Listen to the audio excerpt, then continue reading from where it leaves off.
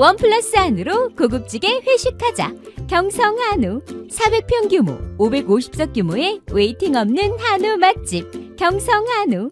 매일 직접 작업하는 신선한 한우. 가격에 놀라고 품질에 또 놀란다. 경성 한우. 네이버에서 죽전 경성 한우를 검색하세요.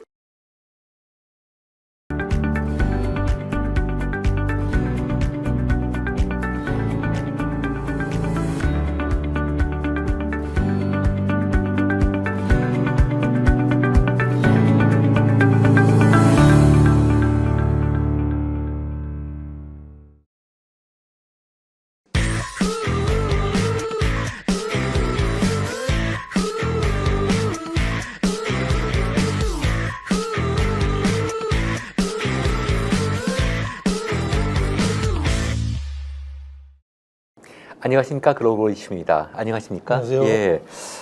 우크라이나 전쟁의 그 북한 참전 여부가 굉장히 지금 초미의 관심이 되고 있습니다. 예. 아직 확인된 사실은 없는 것 같은데, 뭐, 지금 예. 우리나라 언론에서 무분별하게 지금 뭐, 심지어는 사상자가 나왔다고까지 보도를 하고 있거든요. 예, 예. 그 지금 어떻게 진행되고 있습니까? 보도가 굉장히 많죠. 네. 너무 과잉 반응인 것 같은데요.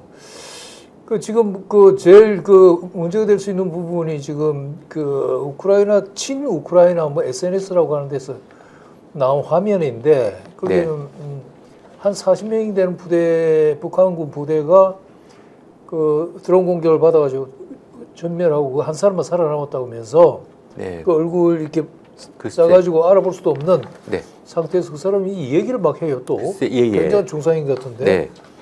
근데 그 내용이 나왔는데 젤렌스키 대통령도 그랬지만 우크라이나 쪽에서 사실 공식적으로 북한군이 전선에 투입됐다는 그건 아니라고 얘기하고 있고 예. 지금 오늘 2+2 한미 외교 국방장관 회담에서 토니 블링컨 미 국무장관 발언은 뭐냐면은 북한군이 쿠르스크 네. 러시아의 우크라이나군이 좀 점령하고 있는 쿠르스크 지역에 도착한 건 확인했다. 네. 라는 정도의 멘트고, 네. 이렇게 보면은 엄청난 신빙성을 줄 수도 있었던 다친 북한군 병사. 네. 전혀 그거는 무슨 뭡니까? 확인이 되지 않는. SNS에 출처가 불분명하다고 나오더라고요. 출처가 불분명한 예. 경우에 따라서는 네. 조작일 수도 있어요. 그거는. 그렇죠. 그렇죠. 네, 이 조작이다고 또 단정할 수 있는 단계는 아닙니다만 지금 상황은 그런 상황인 것 같습니다. 어쨌든 네네. 지금으로서는 북한이 쿠르스크든 아니면 우크라이나든 내부 전선에 투입돼 가지고 우크라이나군과 싸우고 있다는 그거는 아직 확인된 바가 없고, 네. 예, 전혀 국내 보도가 무엇을 기준으로 해서 하는지 모르겠습니다만, 저건 그렇습니다. 어제 10월 31일자 KBS 보도에도 보면은 예. 젤렌스키 대통령하고 직접 인터뷰를 했는데 예. 젤렌스키 대통령 본인도 예.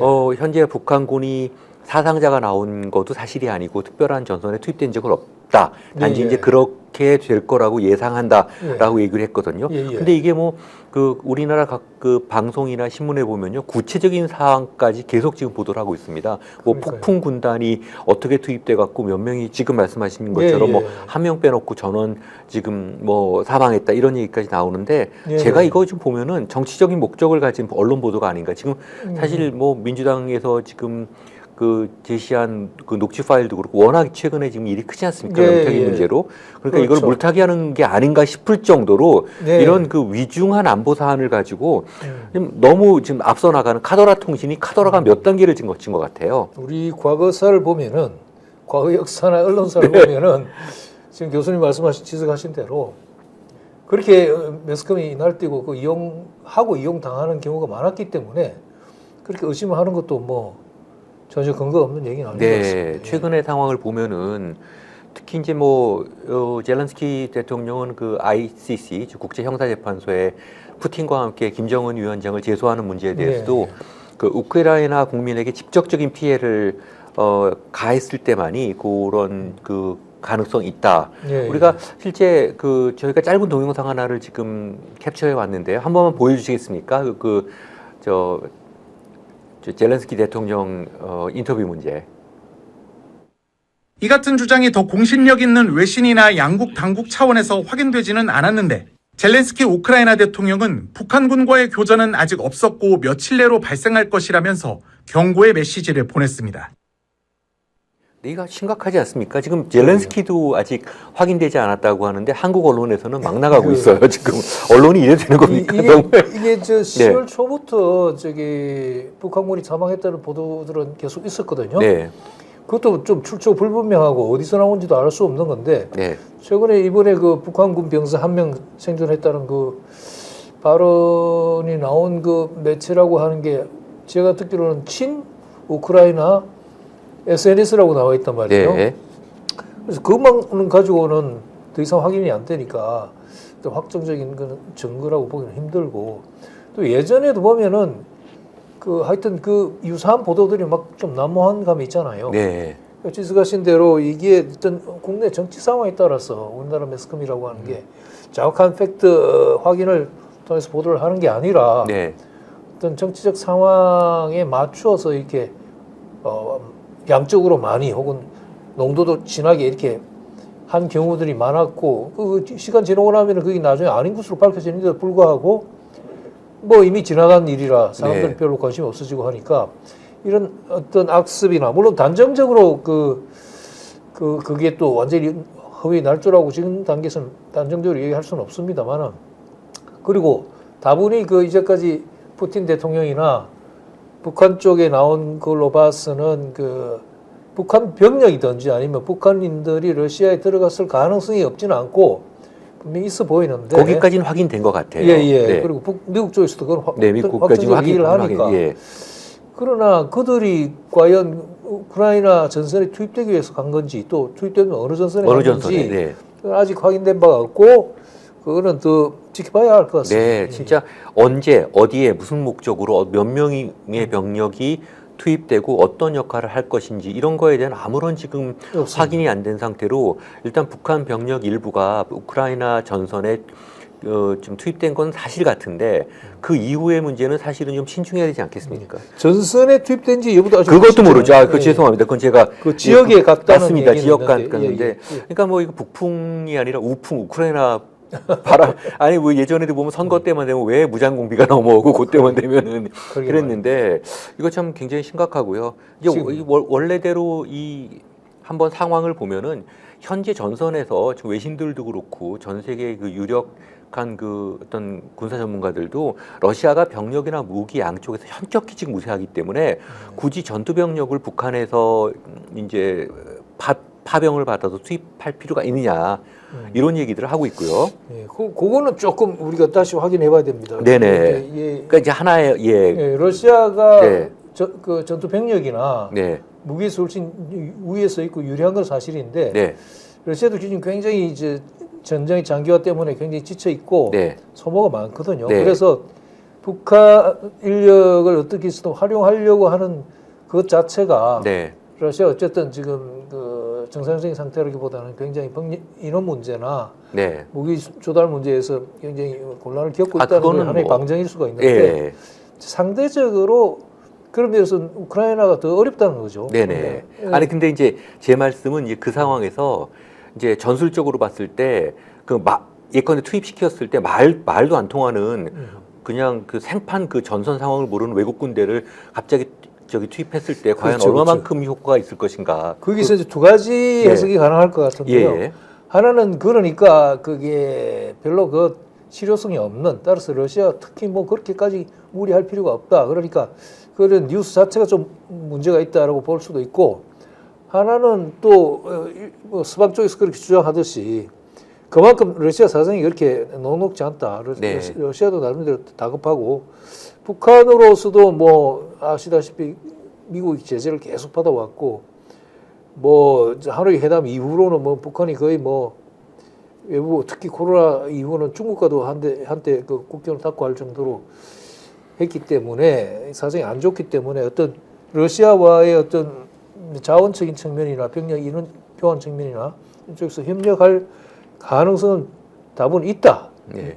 그러나 뭐 거듭 말씀드렸다시피 확인된 게 없으니까. 아니 우리는 너무 저기 과학적인 보도를 하는 것 같아. 양심적이고 저쪽은 막 괴소문 막 퍼뜨리고 있잖아요. 자, 두 가지 측면에서 볼 수가 있는데 첫째로는 푸틴 입장에서 봤을 때 과연 나토의 직접 개입의 명분을 주는 이런 상황을 과연 그러니까요. 예, 그 북한군을 직접 투입할 것이냐 문제가 있고 네. 또 하나 제가 이제 김정은 위원장을 지난 10여 년 동안 이렇게 보니까 이 그쪽 맥락에서 보면 김정은이라는 사람이 상당히 합리적이더라고요. 그러니까 그쪽 맥락에서 보면. 예, 예. 그러면 이거는 만약에 전투 병력을 10,000명 이상 투입시켜 갖고 많은 사상자가 나왔을 경우에는 김정은 위원장으로서는 정치 생명을 건 도박이거든요. 그러니까요. 그것도 예, 예. 맞습니다. 그 지적도 정말 짚어봐야 할 게 예. 어쨌든 북한군이 다수가 수천 명 단위 이상의 병력이 네. 들어가서 전쟁에 혹은 전장에 투입된다는 것은 사상자가 다수 나온다는 건데 네.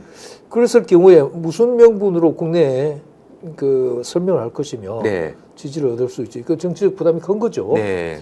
그런 문제가 있고 또 지적하신 대로 러시아 입장에서 봤을 때도 웬만한 그게 아니라면은 그 굳이 저렇게 북한에 예. 그렇게 병력이 그렇게 다급한 건지 그렇게 그것도 좀 한번 네. 우리가 짚어볼 필요가 있는 거죠. 네, 그러니까. 북한도 보면은 지금 뭐 그 사진에 찍혀 나오는 거 그것도 좀 정확한지 모르지만 어쨌든 10대 후반이나 20대 초반 앳된 병사들인데 예. 그렇게 어떤 훈련이 제대로 된 병사가 현재로서는 그렇진 않고 또 하나는 이렇게 투입됐을 때도 이제 그 외국의 군사 전문가들도 그러는데 뭐 사기라든지 이런 것들은 뭐 괜찮은 것 같은데 이 현대전에 대한 이해를 얼마나 할지 모른다.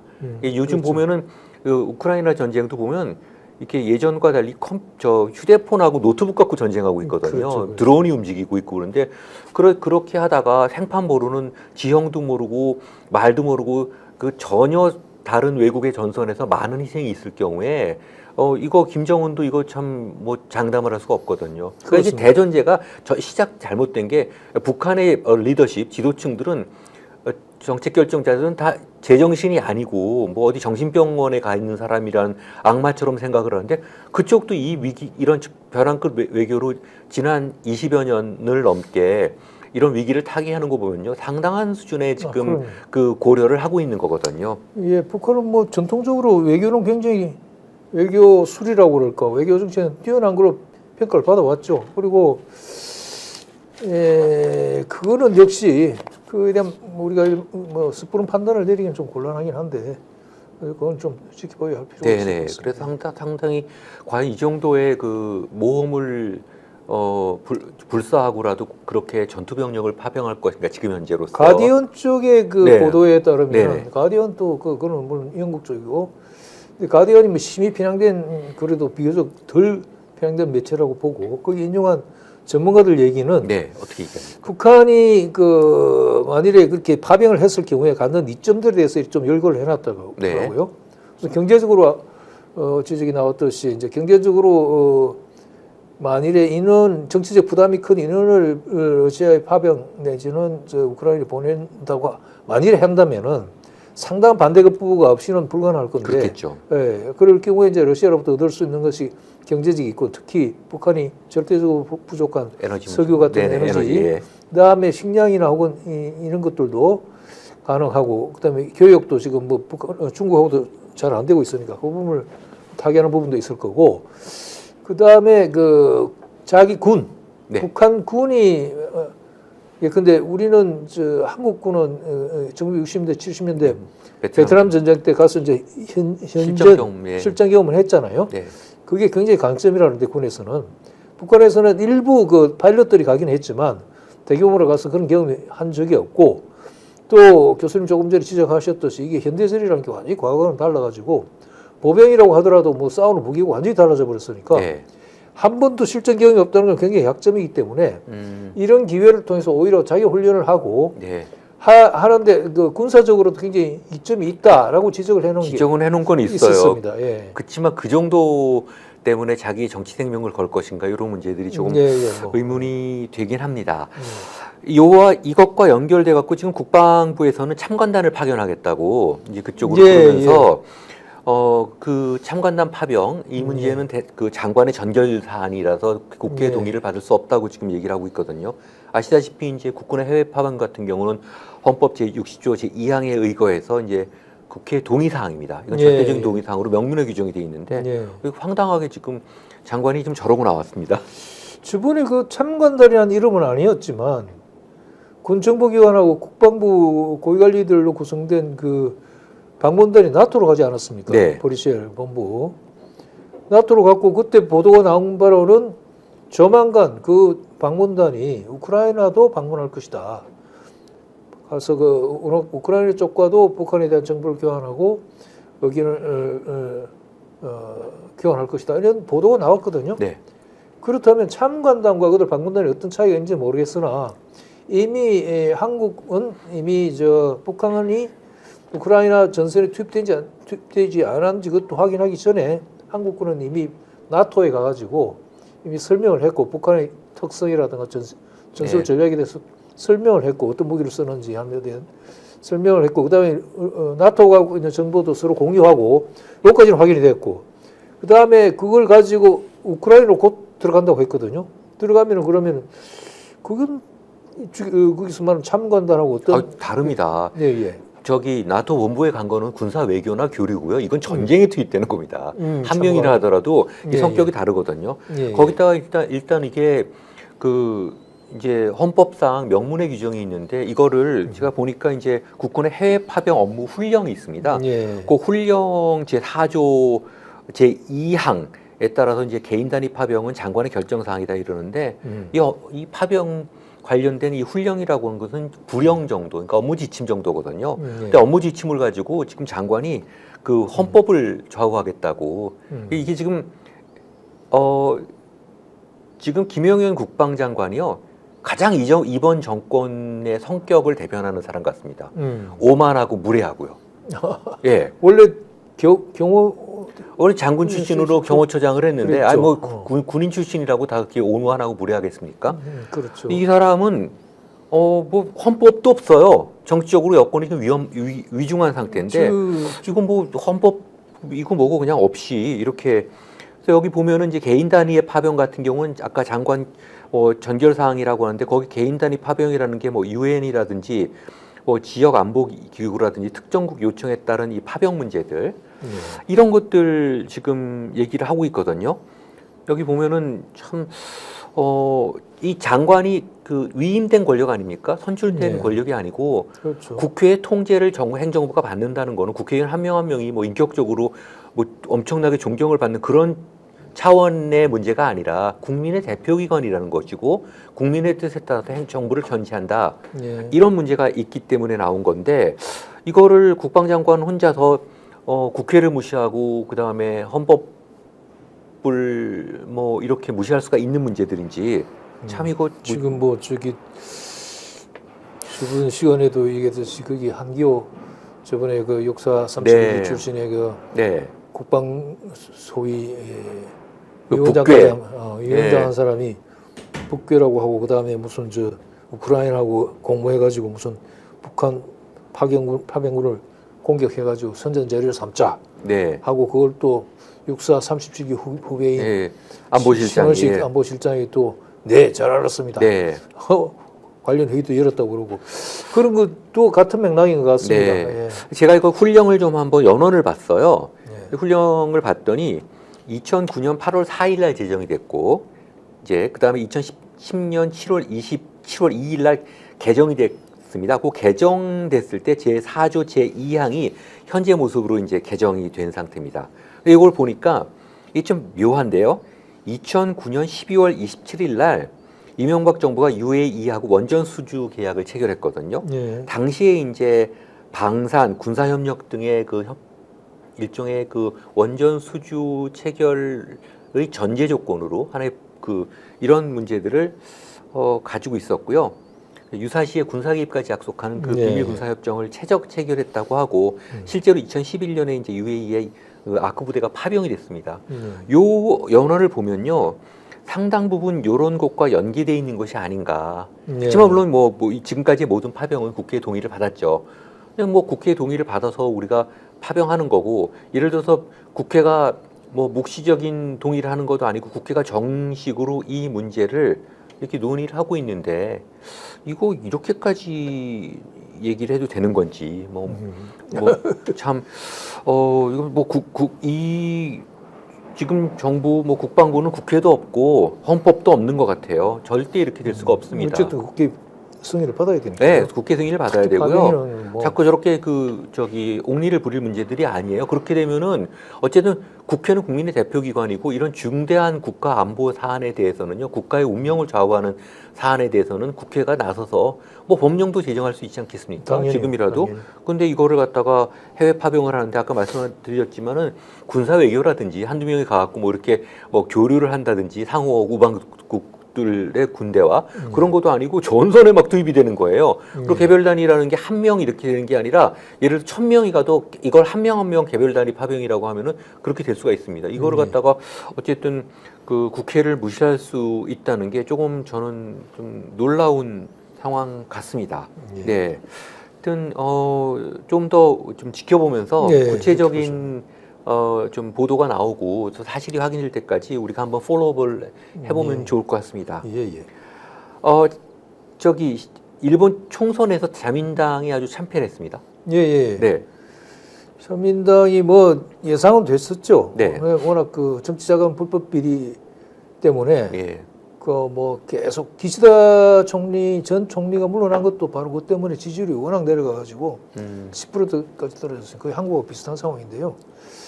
그렇게 해서는 이제 이 중의원이 원래는 올해 그 9월이 중의원 임기 마지막이고 내년 7월이 또 참여 선거가 있거든요. 그러니까 지금 그 상황에서 기시다 총리의 얼굴로는 말하자면 총선에 나가면 자민당이 패할 것 같으니까 바꾼 거예요. 미리 이제 바꾼 거죠. 네. 근데 이제 또 그러셨어요. 그렇죠. 바꿨는데 별 소용이 없었어요. 이게 네네. 이시바로 바꿨는데 네. 이시바는 1월 달에 취임을 했으니까 1일에 예. 그럼 뭐 한 달도 안 됐잖아요. 예.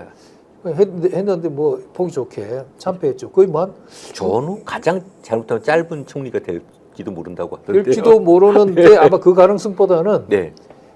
소수 여당 체제로 그래서 지금 이제 이게 그 총선이 치러지고 하면은 그 총선 결과 투개표 결과 나온 때부터 30일 이내에 네. 이제 총리가 형식적으로 이제 기존 총리가 사직하고 새로 총리 지명해서 그 다음에 투표해서 결정이 되면 거기에 따라서 총리가 이제 조각을 해요. 그게 30일 내로 하는데 이번에 보니까 11일 오는 11일 하는 걸로 돼 있습니다. 네. 국회 특별회의가 열리는데요.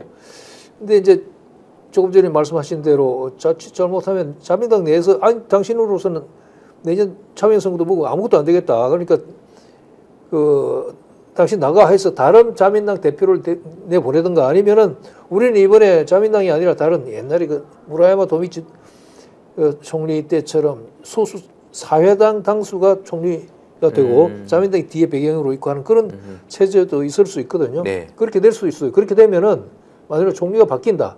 그럼 이시바는 말씀하신 대로 가장 최단명 로 끝날 가능성이 있는데 아직도 그게 완전히 없었다고 볼 수는 없지만 네. 지금 진행되는 걸로 봐서는 그것보다는 이 자민당이 원래 그 공명당하고 연립이잖아요. 연립이죠. 그 두 개 하다가 네. 국민민주당이라는 게 있어요. 옛날 민주당에서 관련한 것 중에 약간 친여당 성향이 있는 국민민주당. 네. 거기에 이번에 원래 7석이었는데 이번에 28석으로 네네. 4배나 늘었거든요. 그래서 그 세력을 딱 연합하면은 돼요. 네. 그러면은 이 소수로서도 총리가 이시바로 계속 할 수 있거든요. 있다. 예. 그 가능성이 높습니다. 불안한 동거 아니에요? 불안합니다. 불안하죠. 불안한 동거. 왜냐하면 이게 국민민주가 이게 그 완전한 그 공민당처럼 찰석 붙지 않겠다고 얘기를 하고 그렇겠죠. 그 정책마다 공짜가 어디 있어요? 공짜가.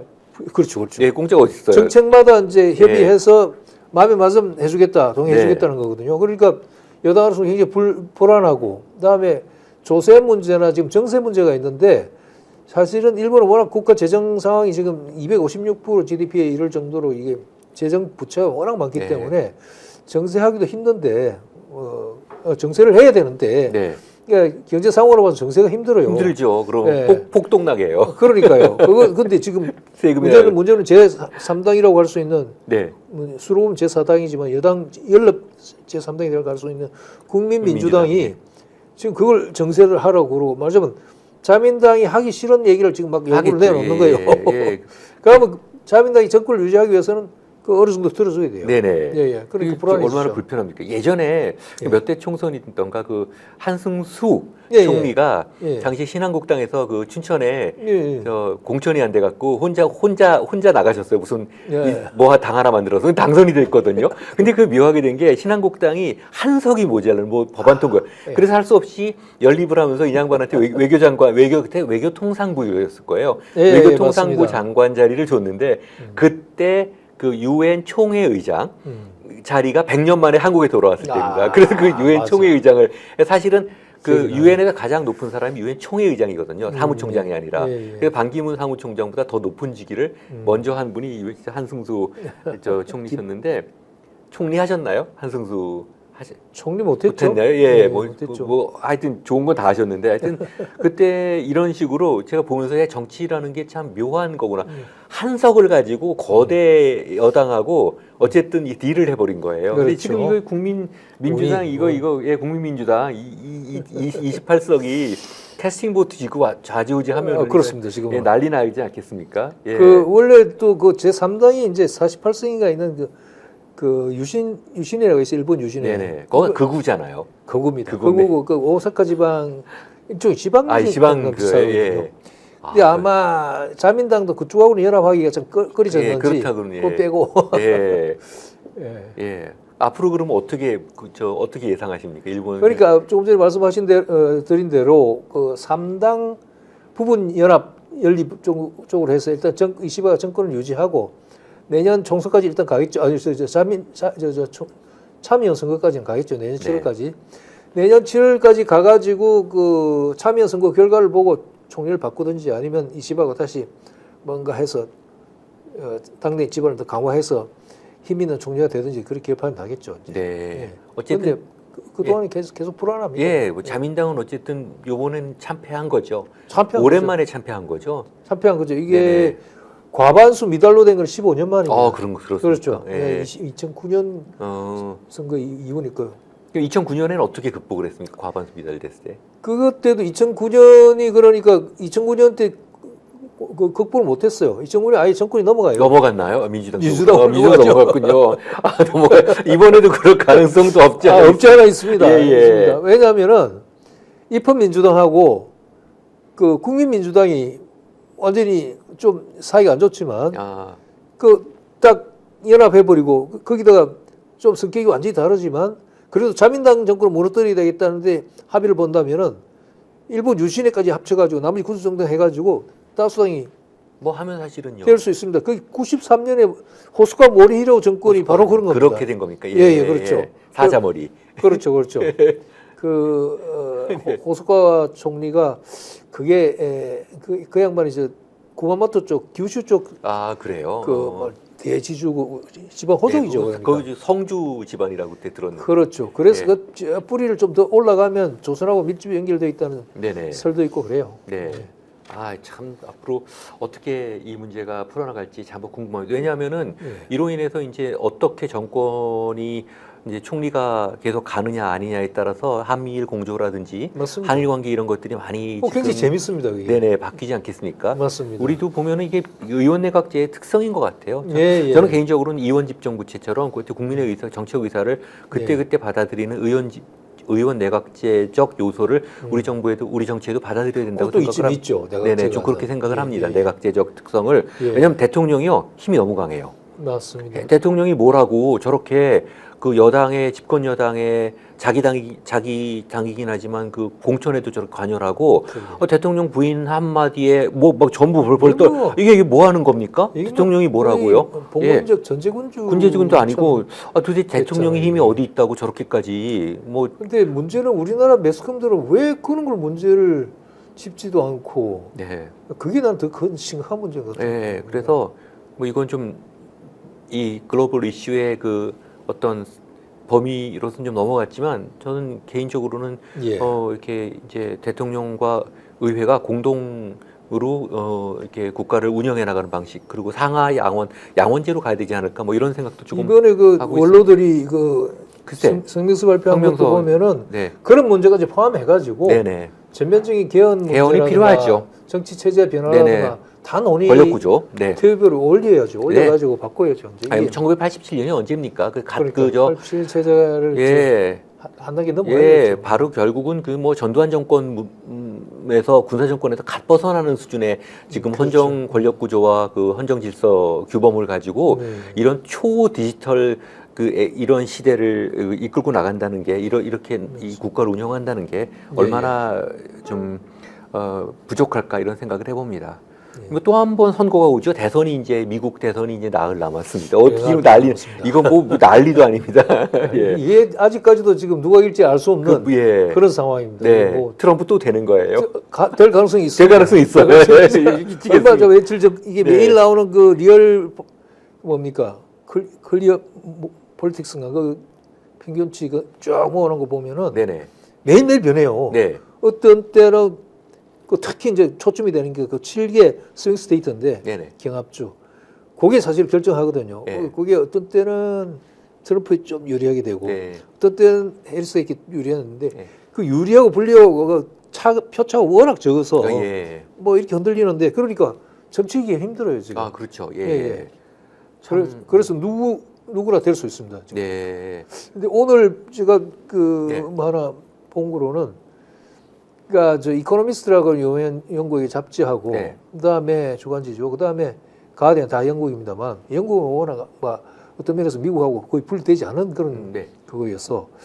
그 두 매체가 아예 해리스 지지선은 글을 두 개를 딱 실었어요. 하나는 가디언은 그 버니 샌더스 그 미국 상원은 좌파라고 할 수 있는 대선도 나왔죠. 그렇죠, 그렇죠. 대선에도 나와가지고 상당한 힐러리 결국은 때. 이제 그 예.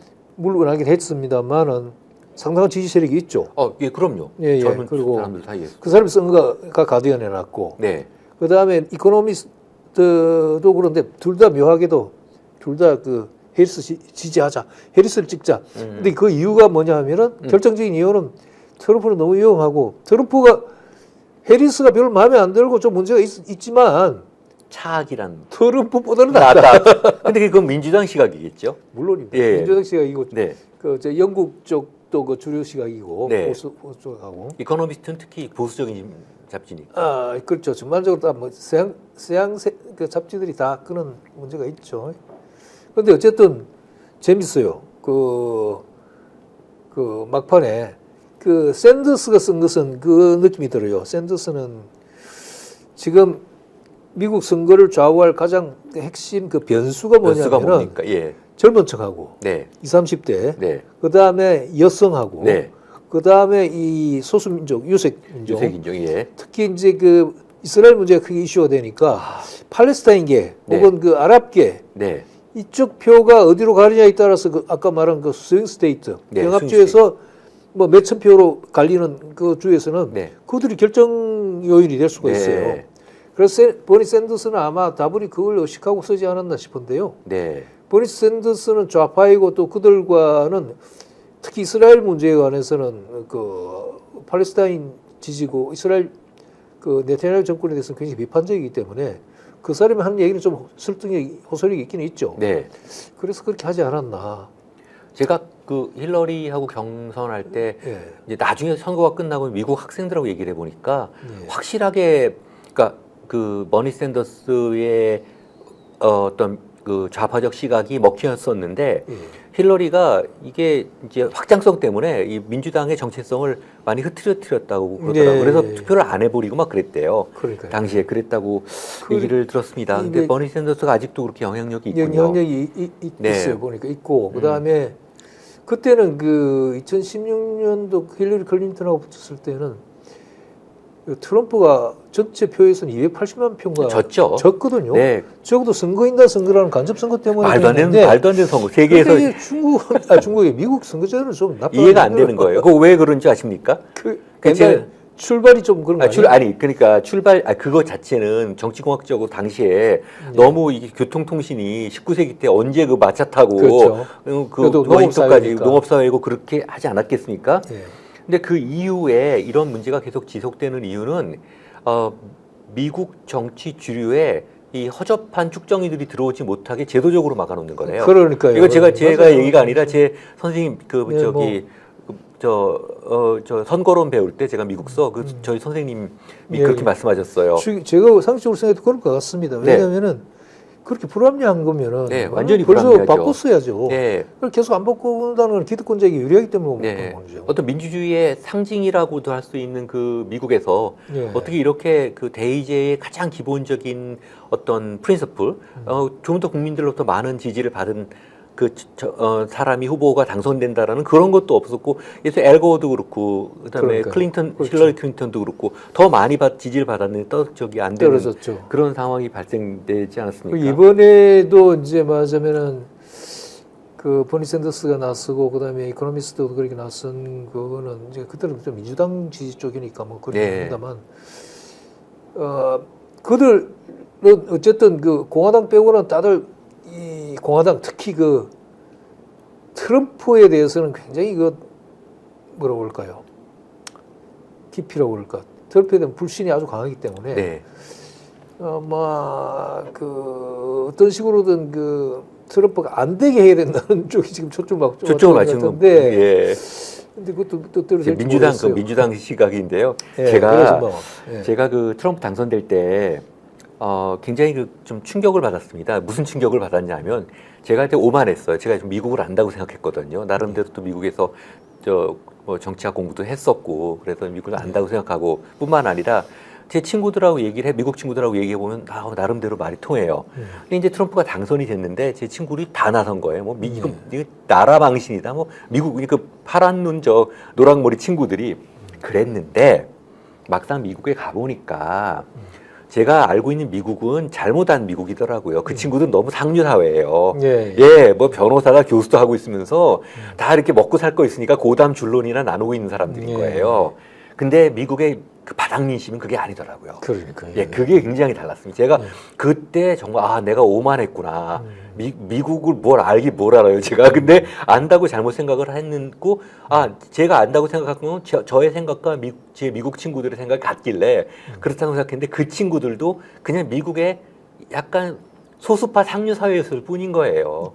예, 다 그런 상태인데. 워낙 큰 나라이기도 하고. 네, 근데 그러니까. 미국의 바닥 민심은 좀 다르지 않았을까? 예. 근데 그 참 제도는 뭐 수도 없이 얘기를 하지만 참 강건하게 지켜나가고 있는 것 같습니다. 절대 안 바꾸겠다고. 그러니까요. 예, 요즘 같은 이런 뭐 전자투표까지 해갖고 하는 시대에 19세기적 마인드를 가지고 뭐 선거인단을 보내갖고 그것도 선거인단이 그 위너 테이크스 올 아닙니까? 예, 다 그렇게 그렇죠. 되고 또 미국 정치는 아시다시피 상하 양원이 있기 때문에 그 상원은 2명씩이고 하원은 인구 비례 아니겠습니까? 예, 그러다 보니까 예를 들자면은 캘리포니아에 예를 들자면은 공부를 많이 한 어떤 그 LA의 유명 로펌의 대표의 한 표와 와이오밍의 그 농사짓는 할머니의 한 표가 이 연방 정부에 주는 부담이 가중치가 달라요. 그래서 그게 와이오밍이 더 크게 돼 있습니다. 당연히. 왜냐면 이게 그걸 알아요. 또 미국에서 아는데 그 참 아직도 안 고치고 있는 그 나름대로 자기들 정할 때는 어떤 합리성이 있었을 텐데 합리성 그들의 합리성이 있죠. 그러니까 그들의 합리성이 상류 사회. 예. 그러니까 예를 들면은 미국 대선 일자가 11월 뭐 그 첫째 주 그 수요일로 정한다든가 뭐 이런 식의 화요일인가요? 화요일이죠. 화요일이죠. 슈퍼 튜스데이라고 하지 않습니까? 화요일로 정하는 이유도 또 거기 다 농경사회하고 옛날 역사하고 다 관련이 있더라고요. 그렇게 할 수밖에 없더라고요. 보니까 주말에 하면은 그 종교적인 이유 때문에 맞아요. 그 미사도 해야 되고 다 하니까 안 미국은 되고 맞아요. 그리고 수요일은 보니까 무슨 시장이 열려요. 그래서 화요일밖에 없는 거예요. 그리고 가능하면은 자기네 반대파들은 못 올 만한 날 그런 날. 그러니까 우리가 알아야 될 게 뭐 미국을 굉장히 기준으로 미국이 좋은 점이 많지만 미국을 기준으로 보는데 이 미국은 미국적 문맥이 있더라고요. 그렇죠. 예컨대 이제 우리나라는 뭐 겨울 학기, 여름 학기가 있긴 하지만 기본적으로 이제 봄 학기, 가을 학기로 이렇게 대학이 두 학기 체제 아닙니까? 이제 계절학기가 있긴 하지만 근데 미국은 쿼터제로 네 학기가 돌아가거든요. 그것도 이야기 그것도 왜 그러냐면 유태인 교수들이 자기네 그 종교적 그런 날에 맞췄더라고요. 제가 왜 그런가 그랬더니 제 친구들이 얘기를 주씨들이 얘기를 해요. 뭐 이거 우리한테 자기네 뭐 이런 종교 행사에 맞춘 거라고 그렇게 얘기를 하는데 참 그런 것 같습니다. 지금 그러면은 네, 당선됐을 때 해리스가 당선됐을 때와 트럼프가 당선됐을 때의 대한국 관계 우리는 어떻게 보십니까? 그런데 그 보면은 우리가 저번에도 얘기해왔듯이 트럼프가 예를 들면은 그점에서 외교 국방 정책에서는 약간 차이가 있거든요. 그런데 전체적으로 봐서는 두 당의 정치 경제 정책 차이가 사실은 별로 없다라고 다들 얘기를 해요. 근데 예를 들면은 트럼프는 동맹과 관계에 있었어도 미국 제일주의로 가니까 그 바이든이 다시 대통령이 되면서 동맹 관계를 회복했듯이 그 전에는 뭐 그 방위비 분담금 높이라고 그러고 무슨 나토도 해체해버리겠다고 그러고 막 압박을 많이 가했잖아요. 그래서 유럽, 프랑스나 독일 같은 동맹국으로부터도 굉장히 서운한 그런 관계가 되기도 했는데 우리에 대해서도 무슨 틀림없이 그 이름이 방위 분담금이지만 사실 주동비인데 주동비 많이 올리라고 그럴 것이고 안 그러면은 무슨 부분 철수나 전면 철수하겠다고 협박도 할 수 있는데 그런 부분에서 지금 해리스하고는 다르겠죠. 해리스는 지금 상황이 해리스가 된다면 지금 바이든 짜놓은 그 틀 그대로 거의 간다고 봐야 되는 거고요.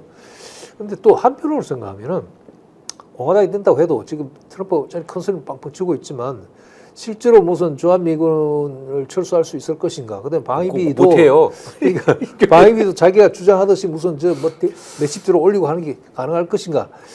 그걸 하기보다는 일종의 트럼프식의 어떤 그 거래 방식인데 그런 면에서는 큰 근본적인 차이가 없지 않나? 정말 트럼프가 뭐 방위비 문제도 결국은 주둔 비용 문제도 자기 평생 하던 그런 부동산 거래 방식으로 지금 나가는 거 아니겠습니까? 그렇죠. 예, 그렇죠. 그 사람 생각이 바뀌겠어요. 뭐 그냥 그런 방식으로 나가는 지금 건데. 그리고 또 경제적으로 지금 보면 트럼프는 더 심하긴 하지만 관세를 뭐 거의 인류적으로 10% 이상 하고 그 다음에 특정 그 중국 전기자동차 같은 데에 대해서는 뭐 100%, 그 다음에 뭐 멕시코 쪽을 경유하는 데에서는 뭐 200%, 500%까지 관세를 때리겠다고 그러는 거 가봐야 알겠습니다만은 그런 게 뭐 말 그대로 안 되겠지만 이미 뭐 사실 따지고 보면 바이든도 이미 관세 많이 올렸잖아요. 네네. 그리고 뭐 그 둘 사이에 특히 중국이나 자기들이 그 문제가 있다고 생각하는 나라에 대한 관세는 뭐 거의 서로 경쟁하다시 막 높이니까 다만 이제 어느 쪽이 되든 관세가 올라갈 것 같아요. 아무래도. 네.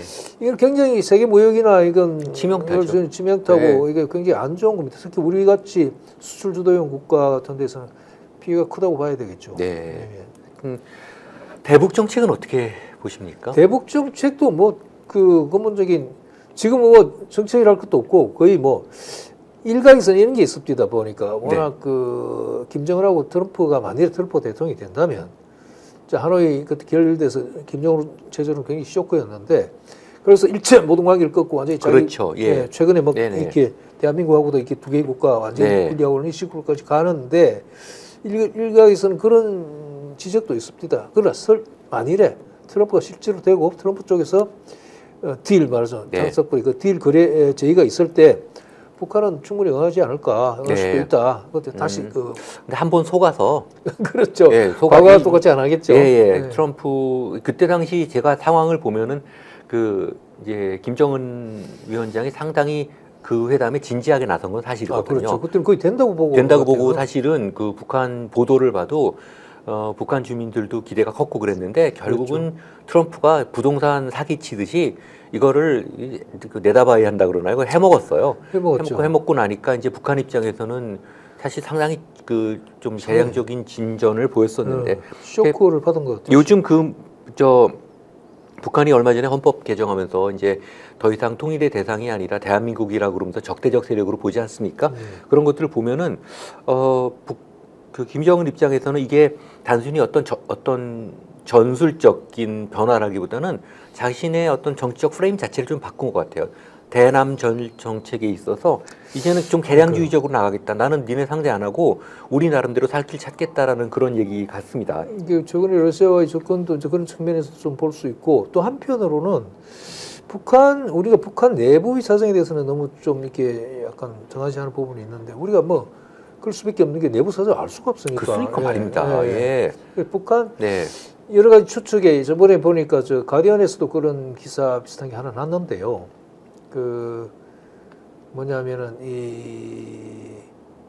그 분석자 얘기는 북한이 이제 저렇게 두 개의 국가를 완전히 하고 뭐 통일하고 관련된 모든 걸 삭제해버리고 하고 저렇게 어떻게 보면 거의 과장된 제스처를 취하는 것 자체가 네. 북한 내부에서 거기에 대한 반발이 꽤 있고 네. 어떤 동족에 대한 통일 이 부분을 완전히 버린다는 데 대한 그 이제 거부감이나 그걸 지지하지 않는 세력도 있는 것 같고 근데 이게 그렇게 된 것이 그거하고 관계가 있는 것 같아요. 이게 저는 이걸 통신혁명의 여파라고 생각하는데 그러니까 이게 지금 남쪽에 대한 정보가 예전에는 거의 들어가지 않았는데 요새는 어쨌든 여러 가지 형태로 많이 들어가고 있고 네. 그들이 진상을 제대로 알든 모르든 간에 북한에서 이제까지 접할 수 없었던 그런 정보들이 많이 들어가기 때문에 내부에서 어떤 그런 남쪽과의 어떤 관계 개선이라든가 혹은 어떤 그런 식의 어떤 발전 방향에 대한 욕구들이 있을 수 있다. 네. 그랬을 때 김정은 체제로서는 그런 걸 용납할 수 없고 왜냐하면 그 많아지면 그 법도 정했지 않습니까? 뭐 문화 이게 말도 남한식으로 하면 처벌하고 저기 남편한테 오빠라 그러면 3년 징역이라든가. 그럴 정도로 과민하게 대응하는 걸 내부에서 분명히 그게 자기들이 그 체제에 대한 어떤 위협으로 간주할 만한 그런 움직임이 있다고 그렇죠. 항상 볼 수도 있어요. 그러니까 네. 그걸 아예 뿌리부터 네. 제거하겠다. 만일 그쪽이 동조하거나 그런 쪽으로 생각하는 세력이 있으면 그렇게 용납하지 않겠다. 덕을 치겠다는 거 네, 아니겠습니까? 그래서 더 강하게 네. 그렇게 나온다는 네. 그 설명도 있기 때문에 북한은 뭐 최근에 특히 뭐 90년대 이후에는 굉장한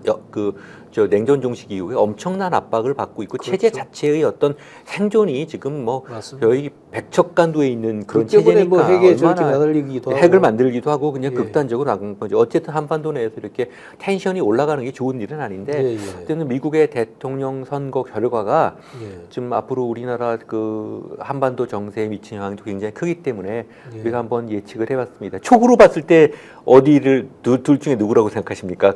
그것과 한 얼마 가지. 전까지만 해도 제가 예. 지난주까지만 해도 이건 틀려도 좋으니까 저도 말씀드릴게요. 트럼프가 되겠다고 생각했거든요. 네. 근데 또 잘 그렇지도 않아요, 또 이게. 그렇습니까? 예, 예. 그래서 더 헷갈리는데 네. 의외로 해리스가 될 수도 있겠다. 그렇게 예. 그런 생각이 듭니다. 그러니까 해리스가 되는 건 의외라고 말씀하시네요. 그렇죠. 네. 왜냐하면 대세는 트럼프가 저도 사실은 그래요. 왜 그러냐면 민주당 공화당의 문제가 아니라 해리스가 그 미국의 전통적인 정치 질서에서 좀 메인스트림이 아니에요. 맞습니다. 우선 여성이고 힐러리도 안 됐는데 그리고 맞습니다. 이제 그게 이제 지난 10년 동안 얼마만큼 바뀌었는지 모르죠. 그 다음에 이제 유색 인종인데 그게 오바마처럼 흑인이 아니라 아프리칸 아메리칸이 아니라 인디안 계통, 자매 이쪽이기 때문에 어느 정도까지 미국의 유권자들의 표심을 흔들 수 있을 것인가 그런 측면에서는 그런 측면에서 볼 때는 조금 트럼프가 진짜 한 5.1대 4.9 정도로 유리하지 않을까 뭐 맞습니다. 이게 생각을 해봅니다. 이코노미스트도 그렇고 가디언도 그렇고 해리스가 미국 대통령감으로서 꼭 적합한 사람이 아니라는 트럼프는 더하죠. 맞다는 사람인데. 그렇죠. 트럼프 말할 것도 없고 트럼프 안 됐으면 좋겠고. 트럼프 뭐 사람도 아니죠. 해리스도 이제 왜 해리스를 찍자고 할 때 이유를 대야 될 거 아니에요. 네. 근데 자기들이 볼 때 무조건 해리스가 좋다 찍으라 하면 설득이 없을 테니까 해리스는 이런 장점이 있고 저런 장점이 있고 네. 뭐 우리 그 대통령감으로 딱 찍기에는 문제가 많다. 네. 하지만 트럼프보다는 낫다. 네. 예. 하여튼 우리 다음 주에 만났을 때는 결정됐습니다. 결정됐죠. 네, 이제 결정된 걸 가지고 한번 또 말씀을 나눠보도록 하겠습니다. 네. 네, 오늘 저희가 준비한 내용이 여기까지입니다. 감사합니다. 네, 수고하셨습니다. 아니 왜 아직도 3년간 같은 통신사 인터넷 계속 쓰고 계세요? 인터넷 가입 시 48만원 유심 경종 시 추가 혜택이 주어집니다. 인터넷 비교원 통해 인터넷 가입하고 지인에게 홍보해주세요. 지금 네이버에 인터넷 비교원 검색 후 3초만에 감동해보 비교해보세요. 인터넷 비교원. 원 플러스 안으로 고급지게 회식하자. 경성 한우 400평 규모 550석 규모의 웨이팅 없는 한우 맛집 경성 한우. 매일 직접 작업하는 신선한 한우. 가격에 놀라고 품질에 또 놀란다. 경성 한우. 네이버에서 죽전 경성한우를 검색하세요.